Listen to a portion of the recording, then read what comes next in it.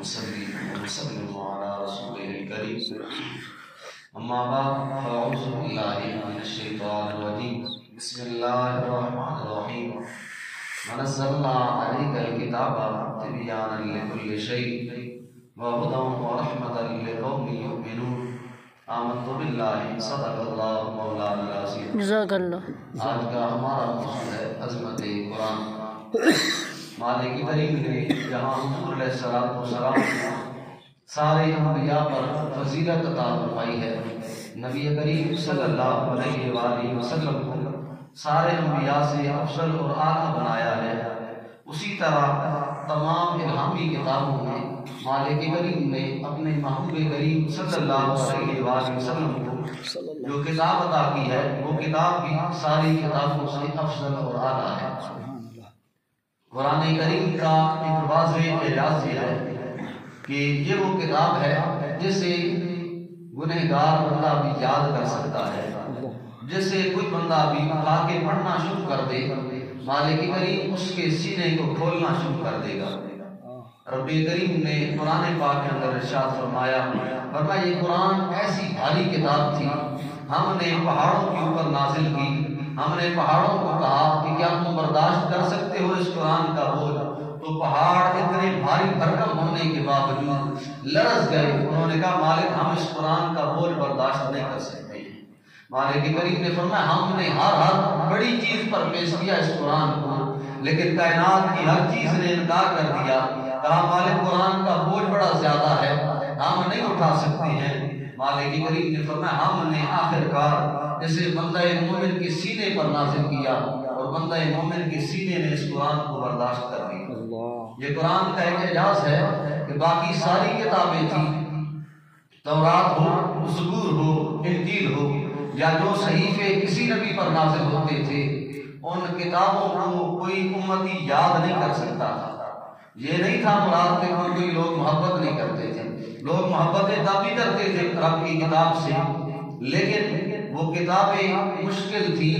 وہ کتابیں ایسی تھیں، قرآن بھی بے انتہا کا مشکل، لیکن وہ کتابیں ایسی تھیں کہ ان کو معجزہ تھا ان کا کہ صرف اور صرف جس نبی پہ نازل ہوا کرتی تھی وہ نبی یاد کر سکتا تھا۔ لیکن قرآن کے لیے مالک کریم نے ہم امتیوں کے لیے آسانیاں پیدا فرما دی۔ مالک نے فرمایا جو گنہگار بھی اٹھے گا اس قرآن کو یاد کرنا شروع کر دے گا، ہم اسے محروم نہیں رکھیں گے، سارے کا سارا قرآن اسے ہم یاد کرا کے اس کے سینے کے اندر محفوظ فرما لیں گے۔ کیونکہ فرمایا انا نحن نزلنا الذکر وانا لہ لحافظون۔ مالک کریم نے فرمایا یہ قرآن نازل بھی ہم نے کیا ہے اور اس کی حفاظت کا ذمہ بھی ہم خود لے رہے ہیں۔ ایک دور ایسا تھا، ایک بادشاہ ظالم آیا، اس نے قرآن کے صحیفے جلانا شروع کر دیے، اب جہاں کہیں اسے ملتے تھے اس نے جلانا شروع کر دیے۔ لوگوں نے پوچھا کرنا کیا چاہتا ہے؟ اس نے کہا میں اس قرآن کے الفاظ کو ختم کرنا چاہتا ہوں، نعوذ باللہ مٹانا چاہتا ہوں۔ کسی عالم دین نے اسے کہا تم نے سنا نہیں ہے؟ مالک نے فیصلہ کر دیا ہے، ہم نے اس قرآن کو نازل کیا ہے، اس کی حفاظت کا ذمہ بھی ہم خود لے رہے ہیں۔ اس نے کہا جہاں کہیں دنیا میں ہوگا میں اسے جلا دوں گا، کہاں سے بچے گا قرآن؟ تو اس عالم دین نے جواب دیا، اس نے کہا یہ کسی نہ کسی بندہ مومن کے سینے میں محفوظ ہے، جب تک ساری کائنات ختم نہیں ہوگی تب تک قرآن نہیں نکل سکتا ہے۔ جہاں کہیں مسلمان بستے ہیں وہاں کچھ لوگ وہ بھی بستے ہیں جن کے سینے میں قرآن لفظ بلفظ محفوظ ہے، حرف بحرف محفوظ ہے، زبر زیر کے ساتھ محفوظ ہے، غلطی کا کہیں امکان ہی نہیں ہوا کرتا ہے۔ تو قرآن کو ختم کرنے کے لیے پہلے کائنات کو ختم ہونا پڑے گا۔ ساری آسمانی کتابیں بدل گئیں، ان کے علماء ان کے اس کتاب کو جاننے والے لوگ آیت کو پھیر دیا کرتے تھے، اپنے معنی کے حساب سے، اپنے مقصد اور مدعا کے حساب سے لفظ تبدیل کر دیا کرتے تھے، لیکن قرآن جیسے نازل ہوا تھا آج 1450 سال گزر گئے ہیں، سائنس ترقی کر گئی ہے، کفر بہت آگے بڑھ گیا ہے، لیکن آج بھی کفر اس بات پر قادر نہیں ہے کہ وہ قرآن کو تبدیل کر سکے۔ نبی کریم صلی اللہ علیہ وآلہ وسلم نے فرمایا جب انسان گناہ کرتا ہے تو اس کے گناہ کی وجہ سے اس کے دل میں نقطہ لگا دیا جاتا ہے، پھر اس کا گناہ میل زدہ، اس کا دل جو ہے وہ گناہوں سے میل زدہ ہو جاتا ہے، پورے کا پورا دل اس کا ایک ایک نقطہ لگنے کی وجہ سے میل سے بھر جاتا ہے، فرمایا جس طرح کی لوہا باہر رکھا جاتا ہے کھلے آسمان تلے تو پانی لگ لگ کے اس لوہے کو زنگ لگنا شروع ہو جاتا ہے، فرمایا اسی طرح گناہ کرنے کی وجہ سے بندہ مومن کا دل زنگ آلود ہو جاتا ہے۔ صحابہ کرام نے عرض کی، کہا کریم محمد علیہ السلام سے، کہا یہ میل کیسے اترے گی، یہ جو گناہ والا رنگ چڑھ گیا ہے یہ کیسے اترے گا؟ نبی کریم صلی اللہ علیہ وآلہ وسلم نے فرمایا دو چیزیں ایسی ہیں جو تمہارے اس گناہوں والے دل کی میل کو اتار سکتی ہیں۔ کریم محمد علیہ السلام نے فرمایا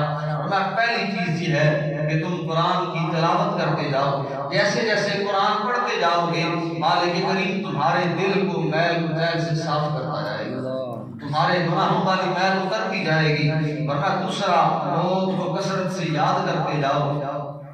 جیسے جیسے تمہیں موت یاد آئے گی تمہارے گناہ خود بہت کم ہو جائیں گے۔ موت کو یاد کرتے جاؤ، جیسے جیسے موت کو یاد کرتے جاؤ گے تمہارا دل خود بخود صاف ہوتا جائے گا۔ قال النبی صلی اللہ علیہ وآلہ وسلم ان افضلکم من تعلم القرآن وعلمہ، نبی کریم صلی اللہ علیہ وآلہ وسلم نے فرمایا تم میں سے سب سے افضل وہ ہے، تم میں سے سب سے بہتر وہ ہے جو قرآن پڑھتا ہے یا لوگوں کو قرآن پڑھاتا ہے۔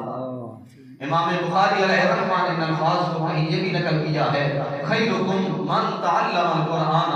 وعلمہ۔ آج ہم تو سمجھتے ہیں جس کا مقام بڑا ہو وہ بہتر ہے، جس کا گاؤں میں نام بڑا ہو وہ بہتر ہے، جسے لوگوں کے درمیان عزت دی جاتی ہو وہ بہتر ہے، جس کے پاس پیسہ زیادہ ہو وہ بہتر ہے، جس کی اولاد زیادہ ہو وہ بہتر ہے۔ لیکن قرآن کا فیصلہ کچھ اور ہے، نبی کریم صلی اللہ علیہ وآلہ وسلم کی زبان کا فیصلہ کچھ اور ہے۔ فرمایا خیرکم من تعلم القرآن وعلمہ، حضور علیہ السلام نے فرمایا اگر مجھ سے پوچھنا چاہتے ہو کہ تم لوگوں میں سے بہتر کون ہے تو تم میں سے بہتر وہ ہے جو قرآن پڑھتا ہے یا لوگوں کو پڑھایا کرتا ہے۔ اور کہیں حضور علیہ السلام نے فرمایا اشراف امتی حملۃ القرآن واصحاب اللیل، میری امت کے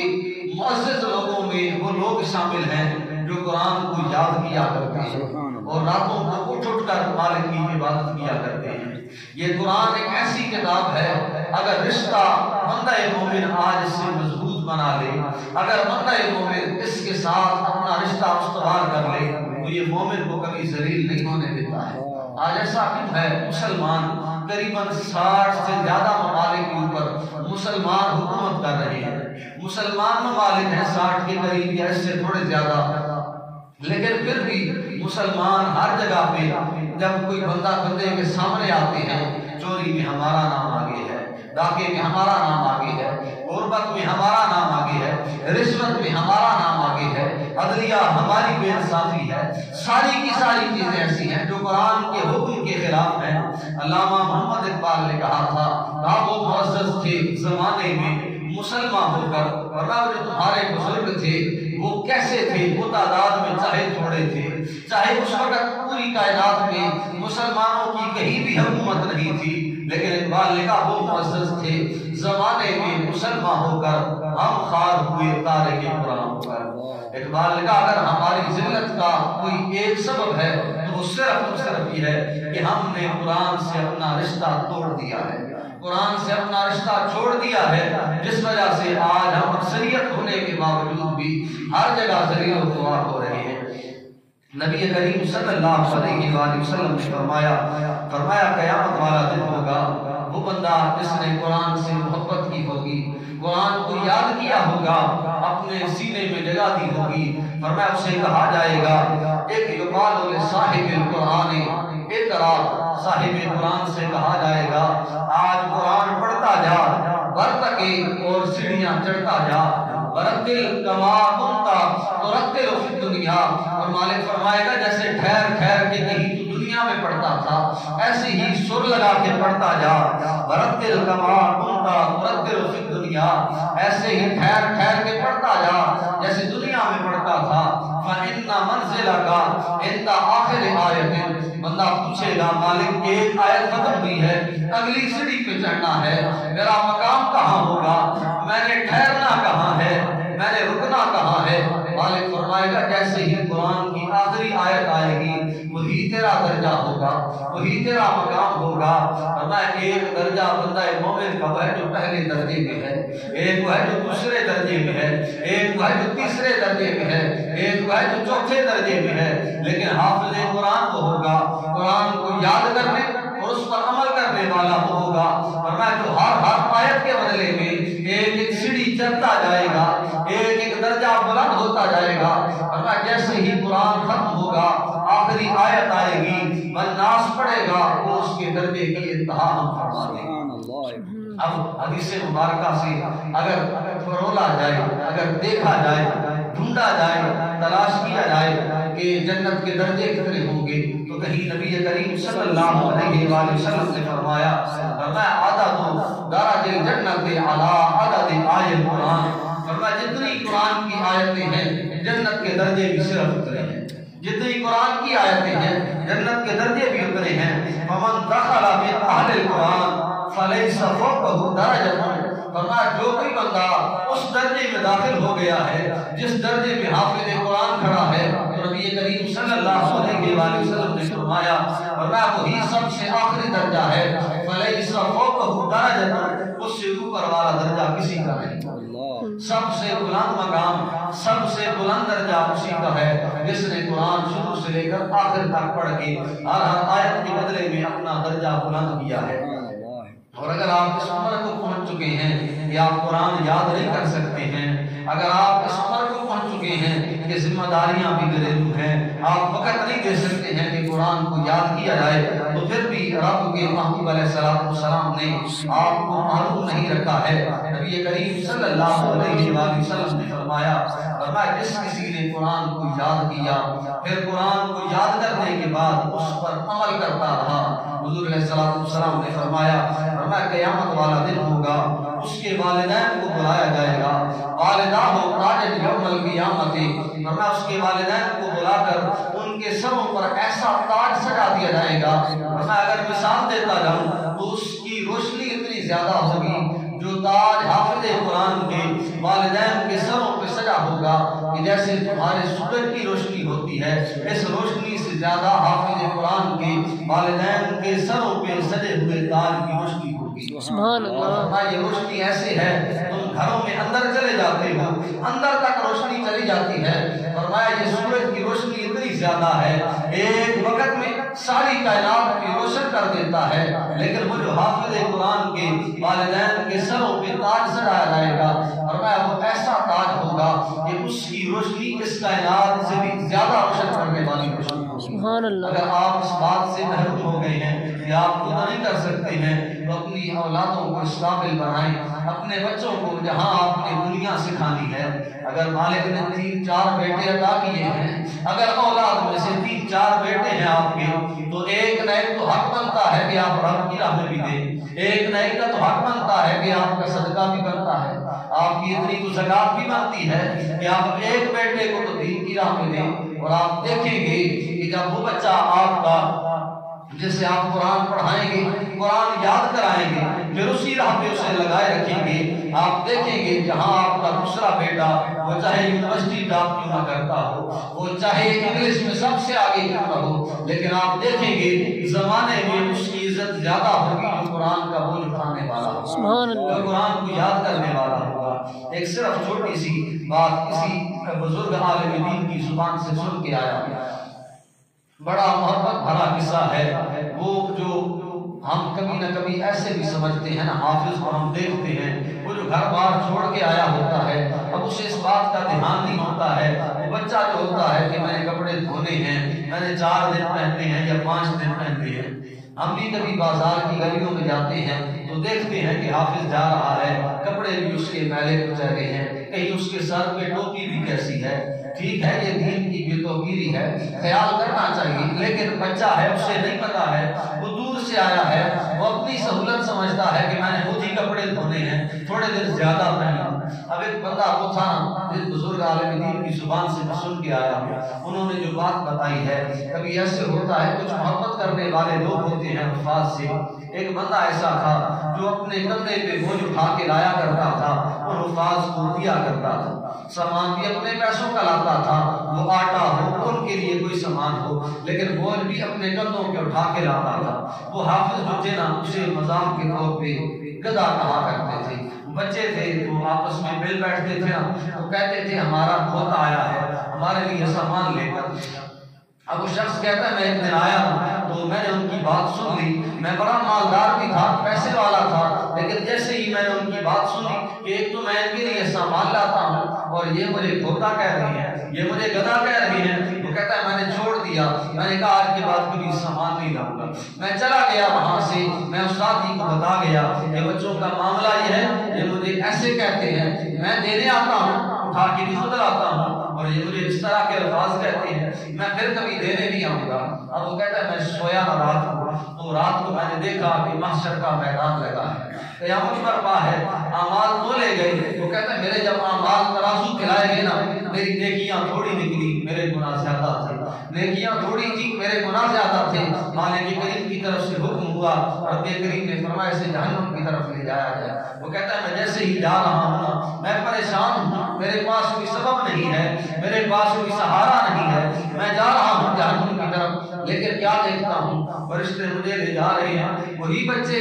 جو دل کو لڑ رہے تھے مجھے گدھا کہہ رہے تھے وہ آگے آ جاتے ہیں اور وہ کہتے ہیں کہ ہم تب تک جنت نہیں جائیں گے جب تک ہمارا کھوتا نہیں جائے گا، ہم تب تک نہیں جائیں گے جب تک ہمارا گدھا ہمارے ساتھ نہیں جائے گا.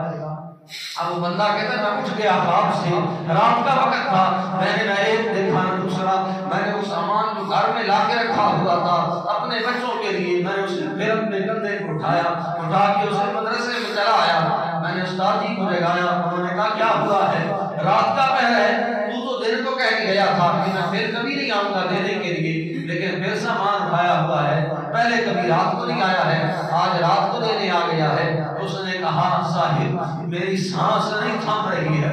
میری زبان نہیں نکل رہی ہے، میری بات نہیں نکل رہی ہے، میں کیسے بتاؤں آپ کو؟ اگر میں ان کی خدمت نہ کروں تو مالک تو مجھے جہنم میں بھیج رہا تھا، میرے تو گناہ زیادہ تھے، نیکیاں تھوڑی نکلی تھی. یہی بچے آگے آ گئے تھے، انہوں نے کہا تھا اگر ہمارا گدھا نہیں جائے گا ہم بھی کب تک جنت میں لے جائیں گے. اس نے کہا بچوں تمہیں اجازت ہے، مجھے جو کچھ کہتے رہو، مجھے وعدہ ہے، بس مجھے وہاں اپنے ساتھ جنت میں لے جانا. نبی کریم صلی اللہ علیہ وسلم حدیث مبارکہ کا اگر سہارا تو حضور علیہ السلام نے فرمایا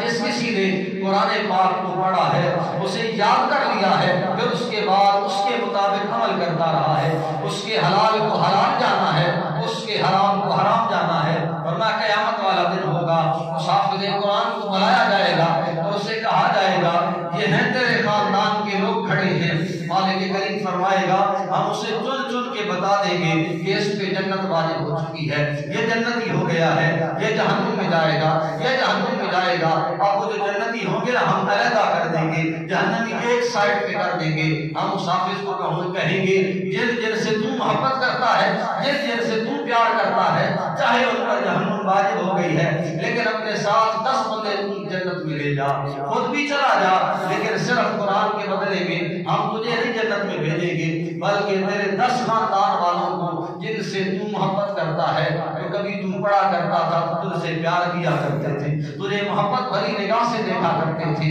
آج آپ ان پہ جہنم تو واجب ہو چکی ہے لیکن تیرا سہارا ہے انہیں، تم ان 10 بندوں کو اپنے ساتھ جنت میں داخل کرنا. یہ قرآن ہماری جہاں بھی بخشش کا ذریعہ ہے وہاں رب کی بارگاہ میں بھی ہماری بخشش کا ذریعہ ہے. اس سے اپنا رشتہ مضبوط کریں. اگر خود نہیں پڑھ سکے ہیں تو بچوں کو پڑھائیں، ایسی جگہ پڑھائیں جہاں ہمیں قرآن یاد بھی ہو، جہاں وہ قرآن پر عمل کرنے والے بھی ہوں. لیکن یہ نہ نظریہ رکھیں کبھی بھی یہ نظریہ نہ رکھیں